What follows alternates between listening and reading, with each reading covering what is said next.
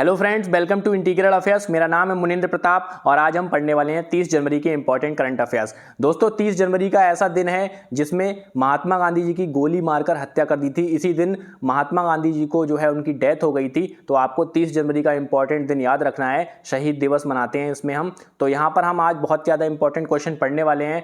Important question की तरफ बढ़ने से पहले मैं आपको बता दूं कि हमारा टेलीग्राम ग्रुप है, उस टेलीग्राम ग्रुप को आप ज्वाइन कर लीजिए। डिस्क्रिप्शन में लिंक मिलेगा, लिंक पर जब आप क्लिक करेंगे तो वहाँ टेलीग्राम में डायरेक्ट रीडायरेक्ट हो जाएंगे। वहां पर ज्वाइन बटन पर क्लिक करके आप ज्वाइन कर सकते हैं। इस वीडियो का पीडीएफ भी वहां पर मिलेगा और जो भी अदर पीडीएफ आपको मिलते हैं वो सारे टेलीग्राम ग्रुप में डाल दिए जाते हैं। तो आपके एग्जाम को तैयारी को बेहतर बनाने के लिए आप टेलीग्राम ग्रुप को ज्वाइन कर सकते हैं। तो दोस्तों, आज के क्वेश्चन की तरफ बढ़ते हैं। तो पहला क्वेश्चन है हमारा, हाल ही में लाला लाजपत राय की जयंती कब मनाई गई है? देखिए, भारत को आजाद कराने के लिए लाला लाजपत राय ने जो है बहुत ज्यादा मेहनत करी थी, अपनी जान दे दी थी। तो उनकी जयंती कब मनाई जाती है, उनका बर्थडे कब मनाया जाता है? 28 जनवरी को। ठीक है, 28 जनवरी को लाला लाजपत राय जी की जयंती मनाई जाती है। याद रखना है आपको। जो भी महान व्यक्ति हुए हैं, जहां महान व्यक्तित्व हुए हैं, उन सभी की जयंतियां आपको याद रखनी चाहिए। उसके बाद अगला क्वेश्चन है हमारा, हाल ही में किस महिला क्रिकेटर को आईसीसी महिला क्रिकेटर ऑफ द ईयर 2022 चुना गया है? देखिए, बहुत इंपॉर्टेंट चीज है।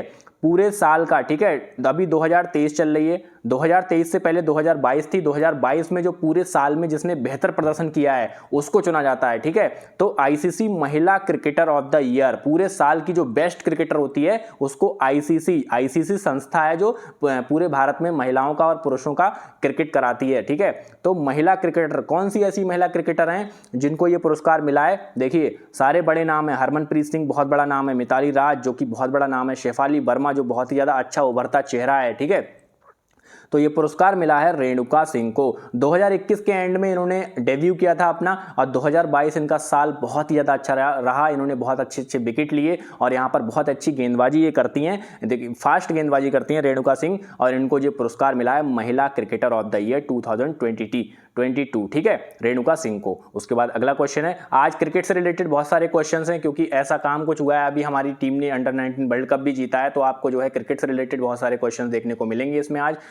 तो यहां पर आपको ध्यान से पढ़ना है। अब देखिए, तीसरा क्वेश्चन है, हाल ही में राष्ट्रपति भवन में स्थित मुगल गार्डन का नाम बदलकर क्या किया गया है? मुगल गार्डन आपने सुना ही होगा, राष्ट्रपति भवन में बहुत सारी अच्छी फूल पौधे हैं वहां पर। तो मुगल गार्डन का नाम बदल दिया गया है। ठीक है, अभी क्या है, नाम बदलने का ट्रेंड काफी ज्यादा चल रहा है। तो नाम बदला गया है, उसका नाम क्या रखा गया है? अमृत उद्यान। ठीक है, अमृत उद्यान इसका नाम रख दिया गया। राष्ट्रपति भवन में है, आपको याद रखना है, और मुगल गार्डन का नाम बदलकर अमृत उद्यान कर दिया गया है। उसके बाद अगला क्वेश्चन है हमारा, अगला क्वेश्चन है, हाल ही में केंद्र सरकार स्मारक मित्र योजना के तहत कितने स्मारकों को निजी क्षेत्र में सौंपेगी? देखिए, केंद्र सरकार सबसे पहले तो ये सौंप रही है।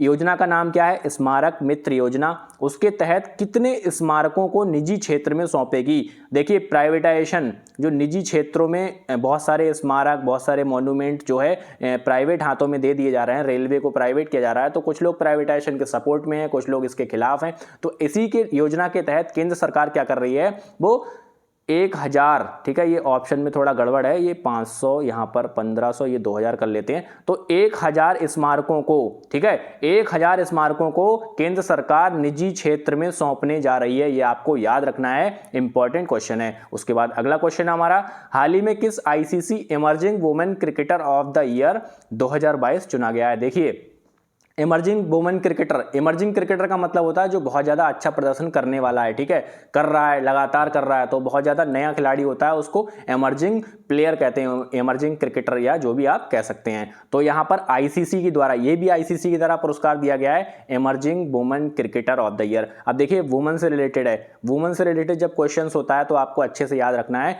देखिए, सारे बड़े बड़े नाम मैंने यहाँ पर दे रखे हैं, आपको सही आंसर बताना है। सही आंसर हो जाएगा नेट शिवर। ठीक है, ये स्पेलिंग रहती है SCIVER, तो इसको आप शिवर पढ़ें, शाइवर पढ़ें, जो भी आप पढ़ सकते हैं। और नेट की तो ये इनकी है, ये इनका नाम है नेट शिवर। तो इनको ये यहाँ पर चुना गया है ICC emerging women cricketer of the year. इन्होंने क्या है, इनके इस पुरस्कार जब मिलता है तो कौन सी ट्रॉफी दी जाती है?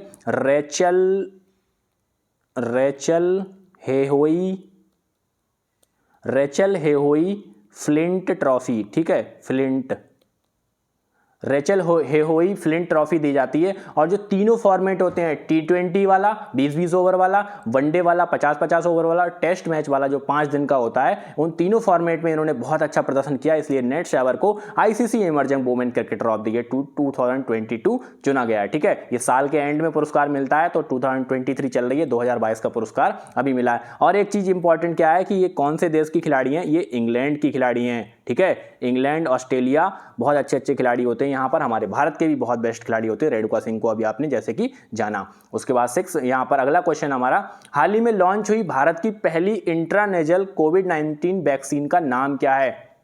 इंट्रानेजल का मतलब क्या होता है? इंट्रानेजल का मतलब होता है नाक से ली जाने वाली वैक्सीन। अभी क्या है, हमको इंजेक्शन लग रहे थे, डोज लग रही थी हमारे कंधे में, तो यहाँ पर देखिए, यहाँ पर अभी क्या इंट्रानेजल कोविड-19 वैक्सीन बनाई गई है, जिसको नाक के द्वारा लिया जाएगा। और ये किसने बनाई है? भारत बायोटेक ने। ठीक है, भारत बायोटेक ने ये वैक्सीन बनाई है। और इसका नाम क्या है आपको बताना है, इसका नाम है इनकोवैक। ठीक है, इनकोवैक इसका नाम है। और डीएनए आधारित वैक्सीन कौन सी थी? जाइकोव डी, आपको पता ही होगा। इनकोवैक ऐसी वैक्सीन है जो इंट्रानेजल है, इंट्रानेजल को नाक से ली जाने वाली है और हाल ही में लॉन्च हुई है। ठीक है, भारत की पहली इंट्रानेजल कोविड-19 वैक्सीन है जो भारत बायोटेक ने बनाई है, तो इसको आपको याद रखना है। और ये किस तरह से, किस रेट में मिलेगी? देखिए, सबसे पहले ये सरकार को मिलेगी भारत बायोटेक कंपनी की तरफ से 325 रुपए की एक। ठीक है, 325 रुपए की एक। और निजी क्षेत्र में जब आप निजी टीकाकरण करवाएंगे, प्राइवेट किसी हॉस्पिटल वगैरह में करवाएंगे, तो 800 रुपए की आपको ये लगेगी। तो आपको ये चीज याद रखनी है। ठीक है,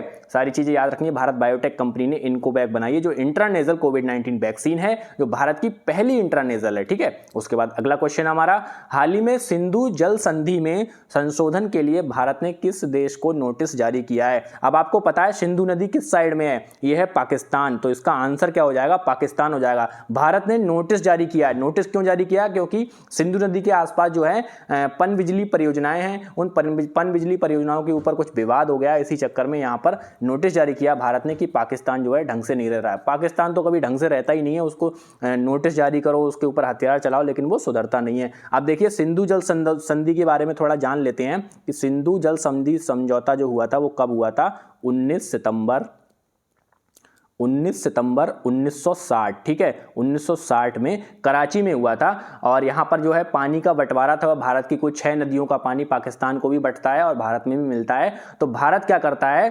पाकिस्तान को 80.52% पानी जो है पाकिस्तान को देता है। तो ये जो है भारतीय इतिहास की या फिर इतिहास की सबसे उदार संधि, मतलब बहुत ज़्यादा हम दया करते हैं पाकिस्तान पर पानी देकर। ठीक है, तो उदार संधि भी कहा जाता है। तो पाकिस्तान को नोटिस जारी किया है। उसके बाद अगला क्वेश्चन हमारा, हाल ही में किसे डॉक्टर बाबा साहेब अम्बेडकर राष्ट्रीय योगदान पुरस्कार 2022 से सम्मानित किया गया है? देखिए, बाबा साहेब अम्बेडकर राष्ट्रीय योगदान का मतलब देश के लिए क्या योगदान दिया, तो ये पुरस्कार उस क्षेत्र में दिया जाता है। और 2022 का ये पुरस्कार था, जो किसे दिया गया था? सुनील कृष्णन को दिया गया था। ये वैश्विक उद्यमी है। ठीक है, उद्यमी मतलब यही जो है व्यापार वगैरह करते हैं अपना, तो वैश्विक उद्यमी है। इन्होंने भारत में यहाँ पर भारत के लिए कुछ अच्छा काम किया, तो इनको ये पुरस्कार डॉक्टर बाबा साहेब अम्बेडकर राष्ट्रीय योगदान पुरस्कार 2022 से सम्मानित किया गया। उसके बाद अगला क्वेश्चन है हमारा, हाल ही में संयुक्त राष्ट्र 2023 के लिए भारत की आर्थिक विकास दर कितने प्रतिशत रहने का अनुमान लगाया गया है? देखिए, इंपॉर्टेंट चीज क्या है कि संयुक्त राष्ट्र द्वारा जारी की जाती है 2023 का जो साल आ रहा है, उसमें भारत की जो विकास दर है, आर्थिक विकास दर, ठीक है, रुपए पैसे वाली, ठीक है, विकास दर, वो कितने प्रतिशत रहने का अनुमान लगाया गया। मतलब इस साल कितनी प्रतिशत रहेगी वो विकास दर? तो इस साल रहेगी 5.8%। ठीक है, 5.8% रहने का अनुमान लगाया गया है। ऑप्शन बहुत कंफ्यूजिंग आएंगे पेपर में, जिस तरह से मैंने ये लिख रखे हैं 5.5, 5.6, 5.7, तो 5.8 जो है आर्थिक विकास दर अनुमान लगाया गया है। उसके बाद अगला क्वेश्चन है, हाल ही में लुप्त हो चुकी स्वेलोटेल, ठीक है, स्वेलोटेल तितली को भारत में किस राज्य में पहली बार देखा गया है? एक तितली होती है बड़ी खूबसूरत सी ब्लैक कलर की, वो जो गायब हो गई थी, ठीक है, गायब हो गई थी, लेकिन अभी क्या है, अरुणाचल प्रदेश में उसको दोबारा देखा गया है। बहुत ही ज्यादा अच्छी चीज है कि वो तितली दोबारा से हमारी बायोडायवर्सिटी में आ रही है, तो उसको देखा गया है। स्वेलोटेल, ये थोड़ा सा गलत लिख गया, स्वेलोटेल तितली है, तो भारत के किस राज्य में? अरुणाचल प्रदेश में उसकी लाइव तस्वीरें खींची गई हैं। ठीक है, तो दोस्तों यही थे कुछ क्वेश्चंस। अगर आपको क्वेश्चंस अच्छे लगते हैं तो प्लीज वीडियो को लाइक कीजिए, और साथ ही साथ मैं आपको एक और क्वेश्चन बता दूं एंड में। देखिए, अभी क्या है, भारत की जो अंडर 19 वुमेन टीम है, अंडर 19 वुमेन टीम है, वो क्वेश्चन मैंने आपको स्टार्टिंग में ही रखा था, चलिए मैं वहीं पे बता देता हूं आपको, जिससे कि अच्छे से क्लियर हो जाए। इंपॉर्टेंट चीज़ है, देखिए हाल ही में महिलाओं का अंडर 19 वर्ल्ड कप किस देश ने जीता है आपको बताना है, तो ये भारत ने जीता है। ठीक है, इसका आयोजन पहली बार हुआ था। ठीक है, पहली बार ये अंडर 19 वर्ल्ड कप जीता, मतलब खेला गया था और पहली बार में भारत ने जीत लिया है। और भारत की जो कैप्टन थी वो कौन थी, शेफाली वर्मा। अब आप सोचेंगे शेफाली वर्मा तो अंतर्राष्ट्रीय में भी खेलती हैं, तो अंडर 19 में कैसे खेलती है, क्योंकि उनकी जो एज है ना वो अभी 19 साल के अंदर ही है। एक ये और दूसरी थी ऋचा घोष, जो कि अंतर्राष्ट्रीय में भी खेलती हैं और अंडर 19 में भी खेलती हैं, मतलब खेला है उन्होंने अंडर 19 वर्ल्ड कप में, क्योंकि उनकी एज अभी 19 साल के अंदर है। तो यहां पर भारत ने अंडर 19 वर्ल्ड कप जीत लिया है, इंग्लैंड को हराया था फाइनल में। ठीक है, बहुत ही कम स्कोर पे समेट दिया और बहुत अच्छी तरह से भारत ने अंडर 19 वर्ल्ड कप जो पहली बार आयोजित हुआ था उसको जीत लिया है। तो यही थे आज के कुछ क्वेश्चंस। आप टेलीग्राम ग्रुप को ज्वाइन कर लीजिए, इस वीडियो का पीडीएफ आपको वहीं पर मिल जाएगा, और साथ ही साथ चैनल को सब्सक्राइब कर लीजिए और वीडियो को लाइक भी कर दीजिए। Thank you.